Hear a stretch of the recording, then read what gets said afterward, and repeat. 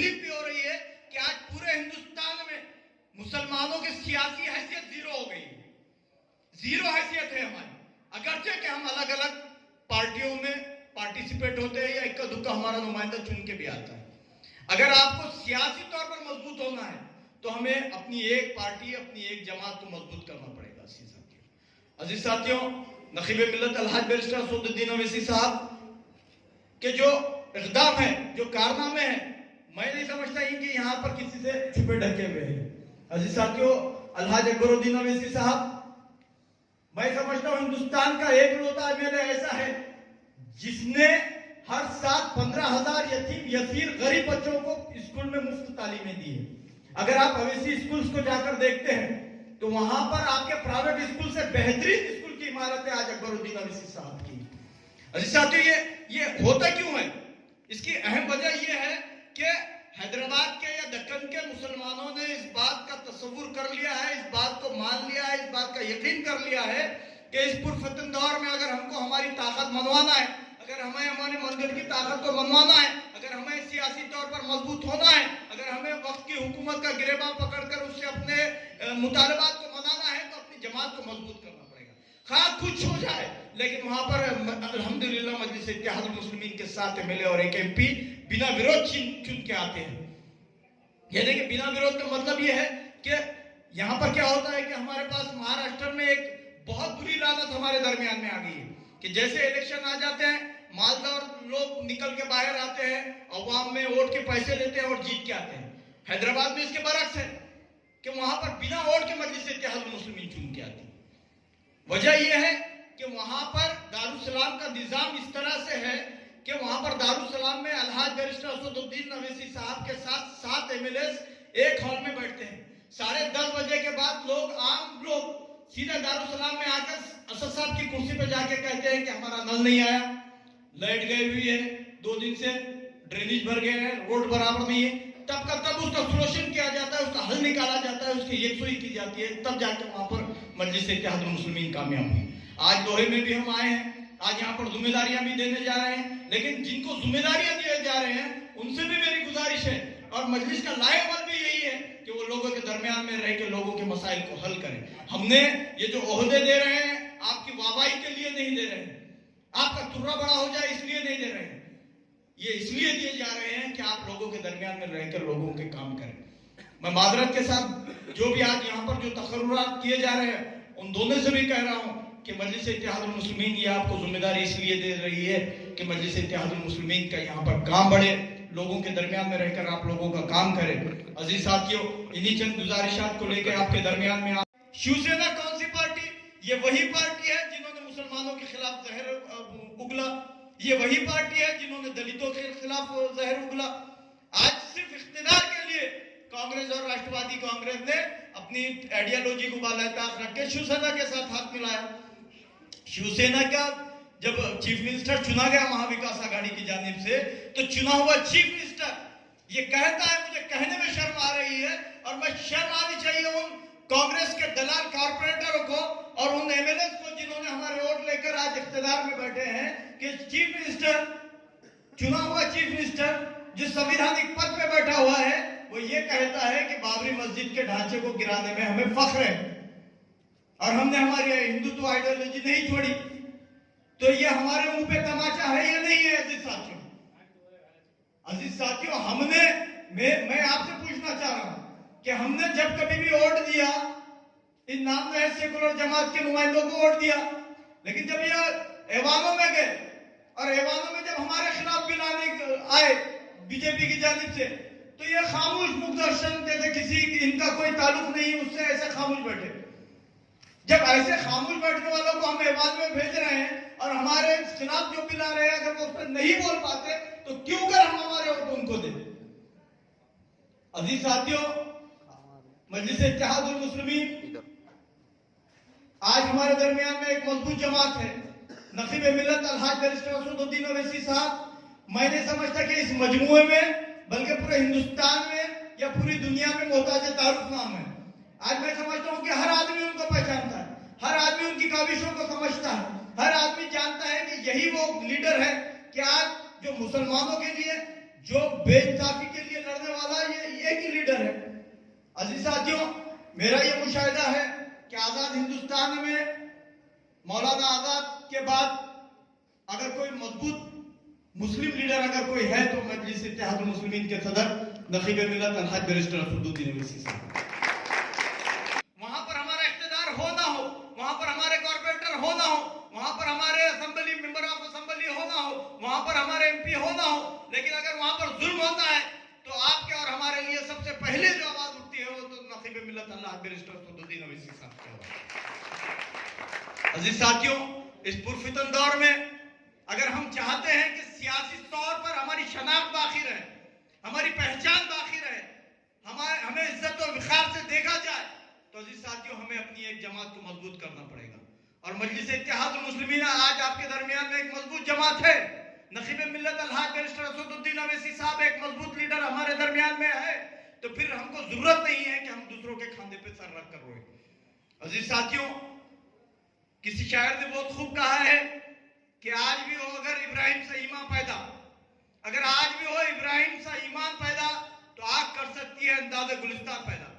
अजीज साथियों, एक बहुत छोटा वाकया जो आपको हमको मैं समझता हूँ सभी को मालूम है कि जब फिरौन ने हजरत इब्राहिम अलैहिस्सलाम को आग के शोलों में फेंक दिया, आग के शोलों में जलने के लिए उनको तैयार कर दिया गया, तो एक छोटी चिड़िया अपनी चोंच में पानी भर के लाके उस आग पर डाल के उस आग को ठंडा करने की कोशिश कर रही थी। जब पूछा गया कि चिड़िया ये आग के शोले तो बड़े बड़े हैं, तेरी चोंच में जो पानी बैठ रहा है वो एक खतरा या दो खतरे हैं, तो तू कैसे इस आग को बुझा पाएगी? तो उस चिड़िया ने जो जवाब दिया वो आपको और मेरे लिए सीखने वाली बात है कि उस चिड़िया ने ये कहा कि जब रोज़े क़यामत अल्लाह मुझसे पूछेगा कि मेरे हबीब मूसा अलैहिस्सलाम को जब आग में डाला गया तो ये चिड़िया तू क्या कर रही थी, तो वो चिड़िया बड़े फख्र से ये कहेगी थी कि अल्लाह तूने मेरी जितनी ताकत बनाई थी मैंने उतनी ताकत से उस आग को बुझाने की कोशिश। अजीज साथियों, आज मजलिस इत्तेहादुल मुस्लिमीन जो आपके दरमियान में है, लोग कहेंगे आके आपके दरमियान में कि अरे भाई अगर इतने बड़े इलेक्शन में अगर इमाम के एक दो सीट आ भी जाएंगे तो क्या होगा? दलाल होते हैं ना, हमारे दरमियान भी है। हमारे दरमियान में तो तारीख गवाह है कि हमारी सफों के गद्दारों ने ही हमको इतना नुकसान पहुंचाया है कि बाहर के दुश्मनों ने हमको इतना नुकसान नहीं पहुंचाया। तो ये दलाल हमारे दरमियान में आएंगे और आएंगे इलेक्शन के टाइम पे कहेंगे अरे भाई हमको अगर शिवसेना को रोकने का है तो हमको बीजेपी को रोकना है तो कांग्रेस को वोट करना पड़ेगा। अगर नौजवान कहेंगे कि नहीं भाई इस बार तो हमारा वोट मजलिस इत्तेहादुल मुस्लिमीन को है, तो कहेंगे अरे भाई एक दो सीट आ भी जाएंगे तो तुम्हारा क्या होगा? ये तुम्हारी शनाख्त है कि तुम्हारे दो सीट तुम्हारे इत्तेहाद की वजह से आए। हम नहीं चाहते कि हम इख्तिदार में हमारा चीफ मिनिस्टर हो, हमारा प्रधानमंत्री हो या हमारा मेयर बने, लेकिन हमारी हिस्सेदारी हो, हम इस वक्त की हुकूमत का गिरेबान पकड़ के हमारे हुकूक मना सके, हमारी ताकत कम से कम इतनी होनी चाहिए। अजीज साथियों, आज का जो जलसा है, इस जलसे में ना तो हम आपसे वोट की अपील कर रहे हैं, ना किसी माली इमदाद की अपील कर रहे हैं। अपील सिर्फ इतनी है अजीज साथियों कि अगर इस हिंदुस्तान में हमको सियासी तौर पर हमारी शनाख्त बाकी रखना है तो हमारी सफों में इत्तेहाद को पैदा करना पड़ेगा, इत्तेफाक को पैदा करना पड़ेगा, हमारे आपसी इंतशार को दूर करना पड़ेगा। अभी उमूमन देखने में यह आता है कि अगर किसी को पूछा जाए कि अरे फलस्तीन के मुसलमानों पे बहुत जुल्म हो रहे हैं, तो हम पूरा इत्तेहाद से एक जगह होकर ये कहेंगे कि हाँ बराबर है, फलस्तीन के मुसलमानों पे जुल्म हो रहा है और हम वो जुल्म के लिए कुछ कर नहीं पा रहे हैं, उस जुल्म को रोकना चाहिए। कश्मीर के मुसलमानों पे जुल्म होता है तो हम कहते हैं नहीं वहां पर जुल्म हो रहा है, हमको जुल्म रोकना चाहिए। लेकिन वहीं पर एक दर्दनाक हकीकत यह भी है कि हमको हमारा पड़ोसी बर्दाश्त नहीं होता, हम उसके लिए तो हमारे दिल में कोई नहीं, अगर वो अगर आकर बाहर का आदमी उसको मारता है तो आप। दूसरी बात, हम सेकुलर है, तुम सेकुलर है, इनो सेकुलर है, ठीक है ना, आप सेकुलर है, हम कुछ भी नहीं बता रहे आप। फिर भाई थोड़े दिन 2.5 साल 3 साल के 2.5 साल के अंदर आपकी सरकार के अंदर के जो मिनिस्टर निकल कर इधर उधर जाकर गढ़ बदल के ये जा रहे, तो अब उनको पता चल रहा है कि हमारी सरकार अब गिर जाने वाली है। तो गिरने के बाद में अब भागते भागते क्या करना? औरंगाबाद का नाम बदल दिए, उस्मानाबाद का नाम बदल दिए। क्यों बदले भाई? अगर संभाजी राजा के नाम पे आपको संभाजी नगर नाम रखना था तो आप एक नया शहर बसाना था, उसका अच्छा नाम रखना था। तमाम पार्टी के लोग, भाई राजा महाराजा तो अपने पास होते हुए आए ना, अपन उनका विरोध नहीं कर रहे कि भाई तुम दूसरे का झूठा नाम क्यों दे रहे हो। कोई भी बादशाह रहते हुए आए, औरंगजेब रहमतुल्लाह अलैह, उन्होंने बादशाहत करे ना, हिंदुस्तान भर के अंदर उन्होंने हुकूमत करे ना कहीं उनका जो नाम है उनको हटा के दूसरा नाम क्यों दे रहे? दूसरे एरिया को बड़ा नाम देना चाहिए था। हम तमाम लोग खुश होते थे कि भाई इन्होंने अच्छा काम कर दिया। तो आप देख लो उसमें सेकुलरपन कहाँ गया है इनका? तो नहीं बोले, वो हमको जरूरी था। बोले ठीक है भाई, तुमने हमारा नाम बदले, ऊपर वाला थोड़े दिन के अंदर ही देखा, 3 महीने के बाद इनका नाम भी बदल दिया, इनका सिंबल भी बदल दिया। बदला कि नहीं बदला? आप बताओ क्यों बदला? वही ऑटो चलाने वाला आदमी और इनको एक ऑटो में पीछे की सीट पे ला दिया। आप देखे ना, फ्रंट सीट का आदमी पीछे की सीट पे आ गया। क्यों आया? क्योंकि उसको मालूम है ये ऑटो एक ही मैं ही अच्छा चला सकता हूँ, क्योंकि मैं पहले से जो आदमी ऑटो चला था। अब आपको किसको भी, मेरे को 4 व्हीलर आती है, मेरे को ऑटो चलाने के लिए तो नहीं क्या? तो उन्हें देख लिया कि 3 महाविकास आघाड़ी सरकार है, ये है कि नहीं ऑटो का पहिया है, अपन कभी भी निकाल के अपन फ्रंट सीट पे आ जाते। उन्होंने गलत नहीं करे, भाई खोके ले लिए, धोखा दे दिए, सब करे। तुमने जो पब्लिक के साथ करे, हमको बेवकूफ बना के वोट लिए। क्या बताए हमको? एमआईएम आएंगी तो शिवसेना चुन के आ जाती, बीजेपी चुन के आ जाती, फिर शिवसेना के साथ बैठ के तुम सत्ता कैसे चलाए भाई?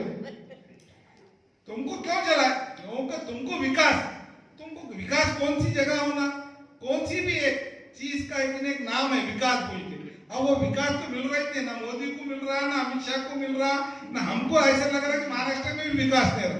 विकास के नाम पे पूरा बोगस काम हो रहा है।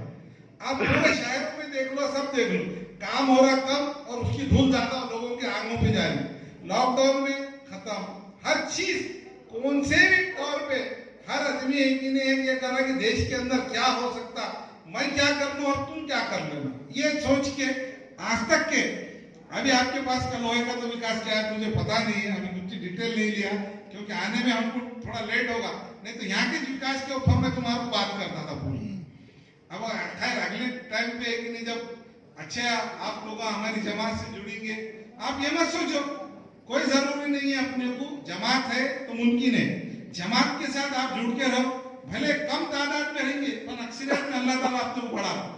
अगर अपन ये सोचे नहीं अपने तो क्या है, अपने लोग आज नहीं लोग जब तुमको एक दिन फरिश्ते वोट डालेंगे आके, खाली तुम फॉर्म तो भरो ना, फॉर्म भी भरने की कोशिश नहीं कर रहे। ऐसी गुलामगिरी में मत जाओ।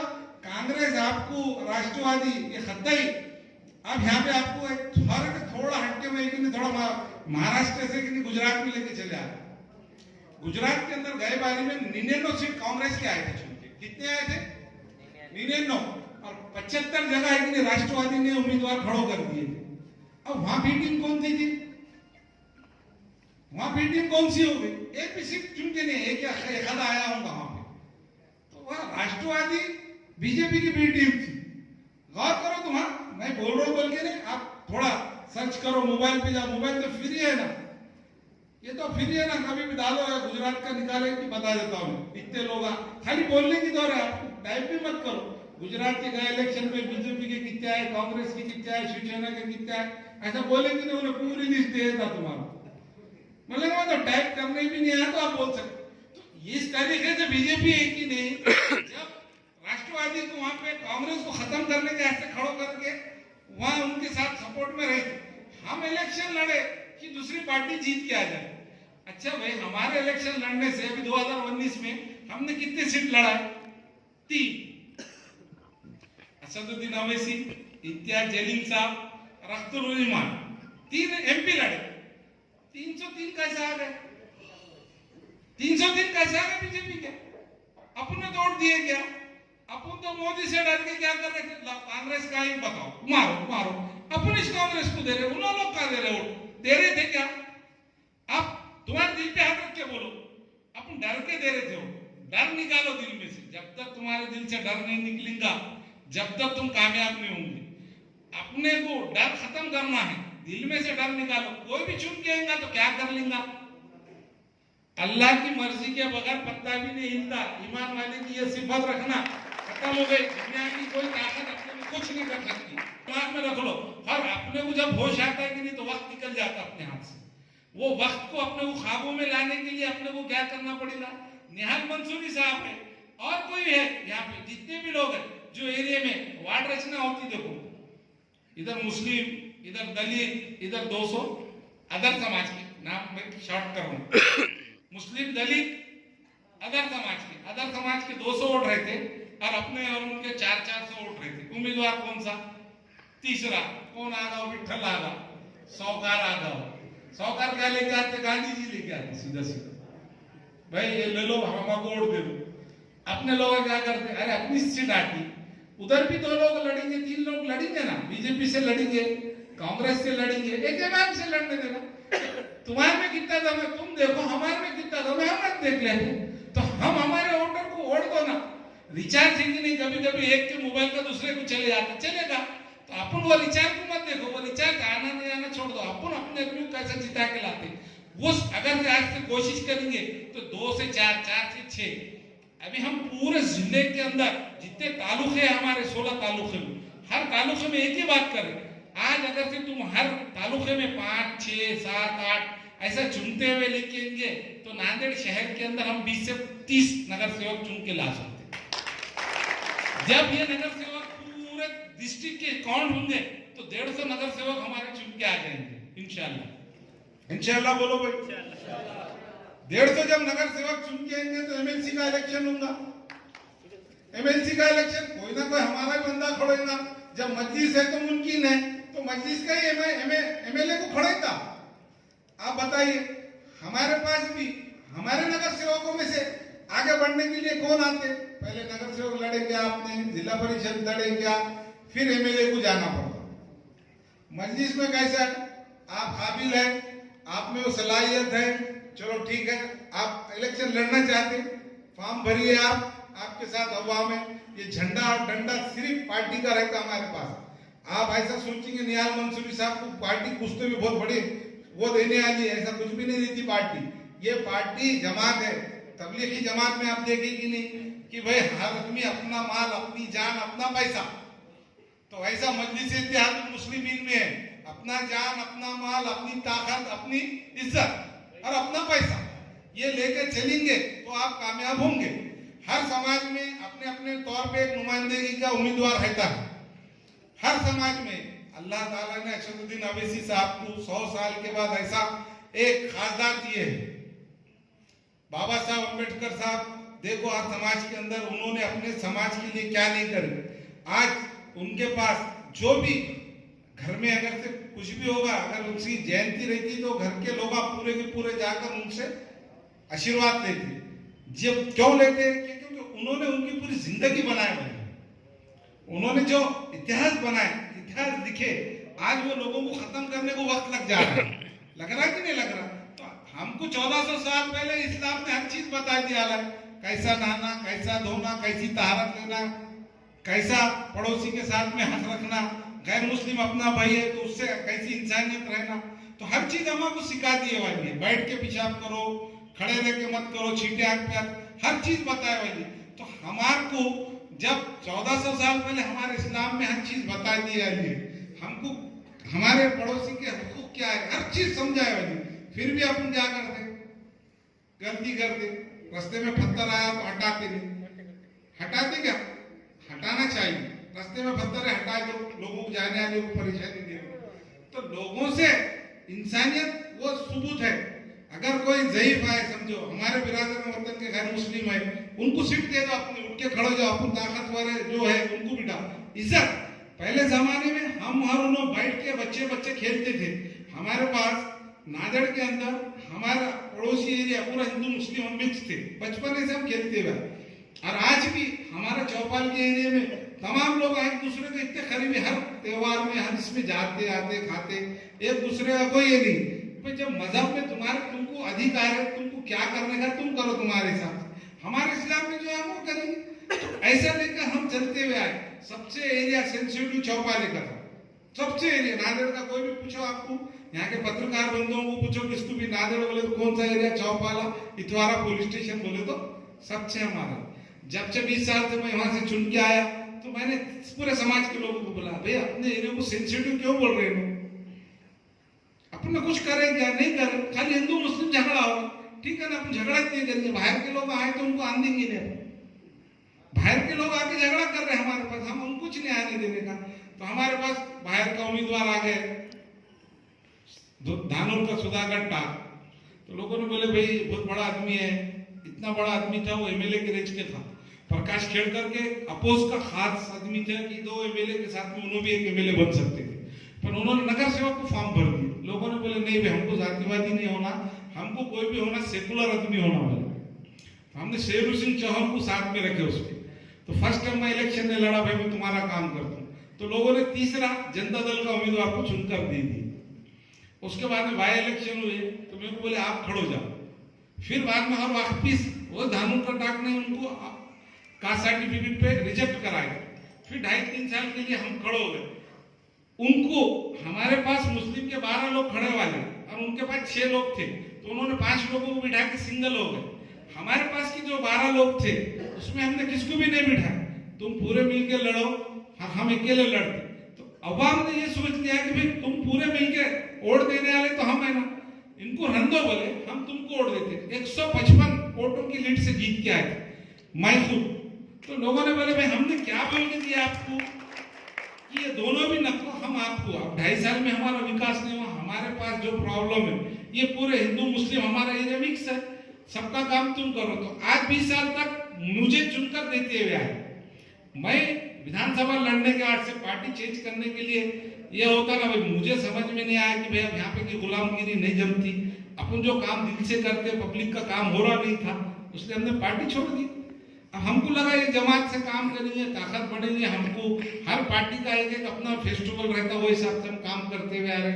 जिस तरीके से अभी यहाँ का जो हालात हाजरा है, निहाल मंसूरी साहब को हम एक उम्मीद वो देने वाले हैं, यहाँ के तालुके की पोस्ट देने वाले हमारे जिला सदर साहब। तो हम उसके लिए उनको आगे बढ़ाने के लिए आप तमाम लोगों से उनके साथ जुड़कर काम करिए। नांदेड़ शहर में कम कीमत में लेडीज़ के लिए बेहतरीन शॉपिंग का वाहिद मरकज़ क्वींस 2 बाबर पेट्रोल पंप के करीब नांदेड़। क्वींस 2 में लेडीज़ के लिए खुशखबरी, अब लेडीज़ को इम्पोर्टेंट मलबूसात के लिए बैरून ममालिक जाने की ज़रूरत नहीं। एक ही छत के नीचे दुबई के बुरक़े, बेडशीट, पायदान, towel, sofa cushion cover, ladies के लिए अंडरगारमेंट्स के अलावा लेडीज़ के लिए लगने वाली तमाम अशिया मौजूद है, वो भी निहायत ही कम कीमतों पर। एक बार ज़रूर तशरीफ़ लाए। क्वींस 2 बुरखा and undergarments, Babar petrol pump के करीब नांदेड़। प्रोपराइटर मोहम्मद आमिर। हमारे पास बुरखे है, बाहर के पैटर्न के टोटल बुरखे है, एक नए अबायाज है और स्कार्फ्स है और अंडरगारमेंट्स है, बिस्तर सेट है, शादियों के लिए बिस्तर सेट है। यहाँ पे हर चीज़ देखने के लिए नहीं मिलेंगी आपको।